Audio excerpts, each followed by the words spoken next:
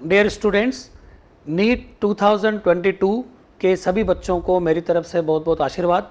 Finally अभी बस 4-5 दिन में ये एग्ज़ाम आने वाला है और आपकी जो 1 साल की या 2 साल की या 3 साल की जो मेहनत है या फिर किसी का एक बचपन से सपना है, उस सपने को पूरा करने का वक्त आ गया है। और ऐसे में आपकी तैयारी के साथ साथ जो फिजिक्स, केमिस्ट्री और बायोलॉजी की आपने पढ़ाई की है, उस पढ़ाई में आपने थ्योरी भी पढ़ी है, आपने सवाल भी सोल्व किए हैं, इन सब की परीक्षा तो ये होगी, लेकिन इस परीक्षा के साथ साथ ये इस बात की भी परीक्षा होगी कि आप इस पूरी चीज़ को 3 घंटे में कैसे मैनेज करते हैं। अब चूंकि वक्त बहुत कम है, आपके पास 4 दिन का ही समय है, उसमें भी इफेक्टिवली 3 ही दिन मान लो, क्योंकि बाकी टाइम काफ़ी सारा आपका थोड़ा सोचने में जाएगा। कुछ छोटे छोटे पॉइंट्स से मैं बहुत फास्ट आपको उसके बारे में बताता हूँ सीक्वेंस में, कि कैसे आपको इस एग्ज़ाम में अच्छे से अच्छा परफॉर्म करने के लिए क्या आपको करना चाहिए। सबसे पहली बात, जहाँ भी आपका सेंटर है, हो सकता है आपके सिटी में हो सकता है आपके किसी और शहर में हो, जिस भी शहर में आपका सेंटर है, एक दिन पहले जाइए, सेंटर को देख के आइए।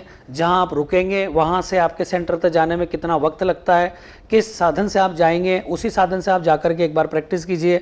तो आपको उस दिन का जो है एक तरह से रिहर्सल होगा, क्योंकि उस दिन आप इन सब छोटी छोटी चीज़ों में अपना वक्त ज़ाया नहीं कर सकते हैं। इसलिए एक दिन पहले आपको सेंटर देख के आना ही चाहिए। That is one thing. दूसरी बात, अगर आप किसी दूसरी जगह पे जा रहे हैं, किसी और सेंटर पे जा रहे हैं, तो या तो आप अपने रिश्तेदार के घर ठहरेंगे या किसी होटल में ठहरेंगे। बेटर ये होता है, मेरी रिकमेंडेशन है कि अगर आप अपने उस रिश्तेदार के साथ बहुत घनिष्ठता से जुड़े हुए नहीं हैं, तो आप किसी होटल में जाके रहो, आप सुकून में रहेंगे।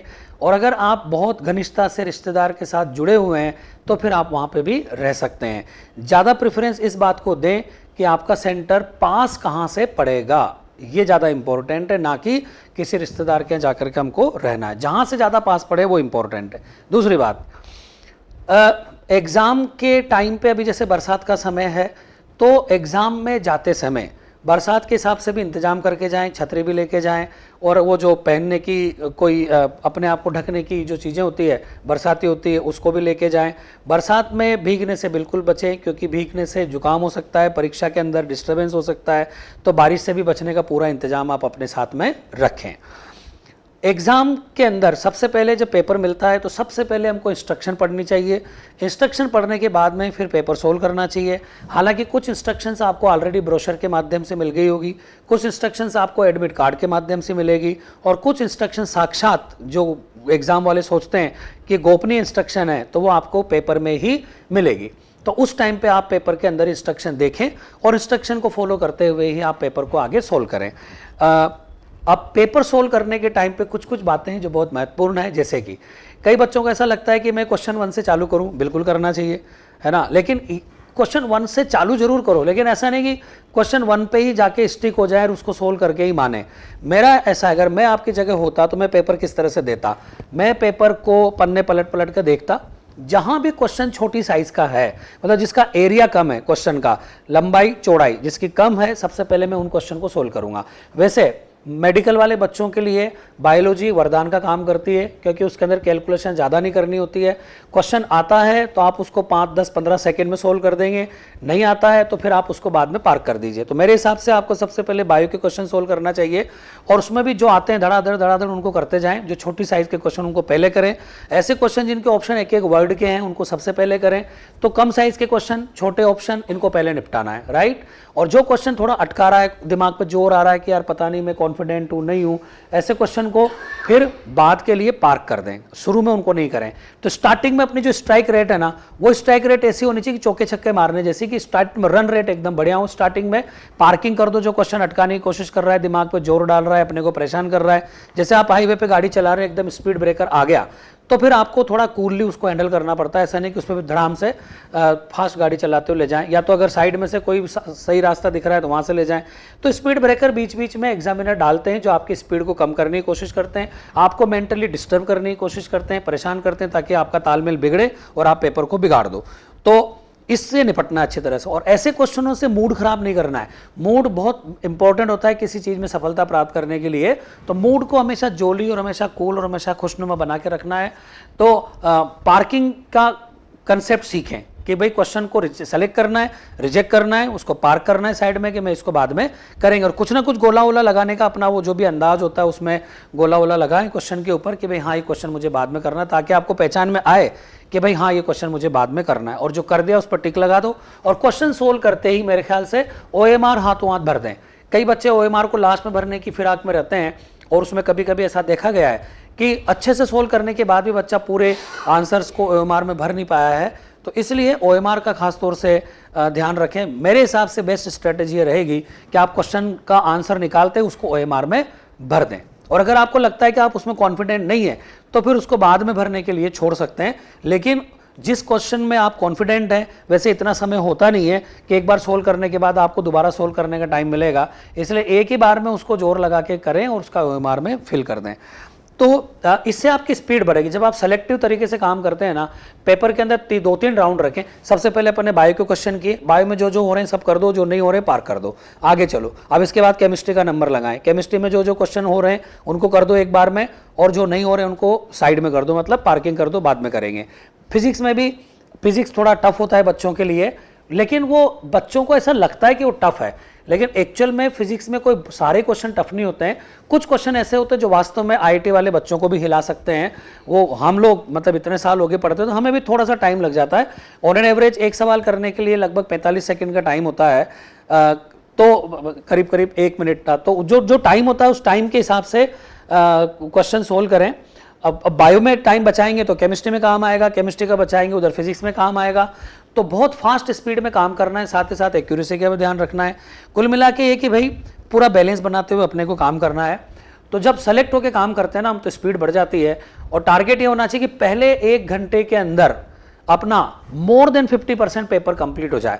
बायो में तो ये रफ्तार रखनी चाहिए कि मेरे ख्याल से 30 से 45 मिनट के अंदर आपको बायो, जूलॉजी, बॉटनी दोनों कंप्लीट हो जानी चाहिए, और लगभग 45 मिनट के अंदर आपकी केमिस्ट्री पूरी हो जानी चाहिए। बाकी बचे हुए टाइम में आप फिजिक्स, जनरली बच्चों को थोड़ा टाइम ज़्यादा लगता है, तो करीब 1-1.25 घंटा 1.5 घंटे तक का टाइम आप फिजिक्स के लिए रख सकते हैं। तो बाकी 1.5 घंटे के अंदर आपको जूलॉजी, बॉटनी और केमिस्ट्री निपटाने की कोशिश करनी चाहिए।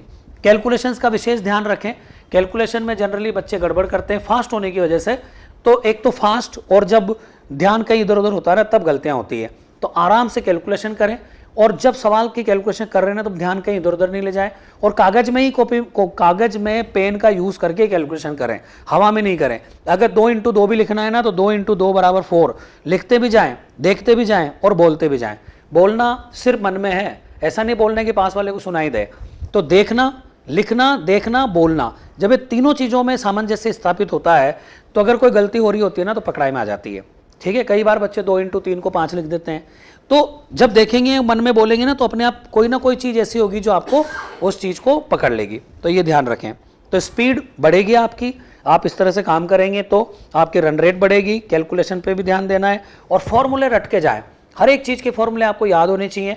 ऐसा नहीं होना चाहिए कि एग्जाम में जाकर के बच्चे को फॉर्मूला रिकॉल करने में ही 1 मिनट का टाइम लग गया। 1 मिनट का टाइम तो सोल्व करने में नहीं मिलता अपने को क्वेश्चन पढ़ना है, सोल्व करना है, OMR में भरना है, बाद में रिव्यू करना है। ऐसे करके इतने सारे काम कैसे करोगे अगर बहुत स्लो मोशन में काम करेंगे तो फॉर्मूला सारे रट के जाएं।